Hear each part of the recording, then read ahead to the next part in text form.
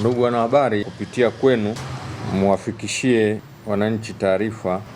kuhusiana na kuwasili kwa Makamu wa Rais wa Jamhuri ya Muungano wa Tanzania, Mheshimiwa Daktari Emmanuel Nchimbi, ambaye atawasili mkoa wa Ruvuma leo tarehe 4 mwezi wa 5 majira ya jioni kuanzia saa 11.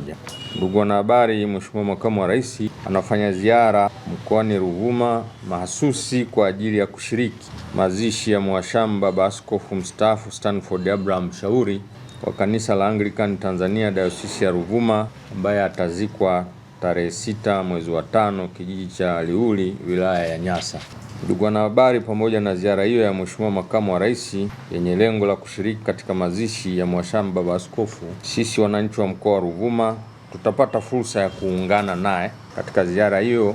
ambapo tunatarajia baada ya kumpokea leo tarehe 5 ataelekea wilaya ya Nyasa, ambako siku inayofuata ya tarehe 6 tutaungana naye kuelekea katika kijiji cha Liuli kushiriki katika mazishi hayo, ambapo Mheshimiwa Makamu wa Rais ataungana na waombolezaji na wananchi wa wilaya ya Nyasa na mkoa wa Ruvuma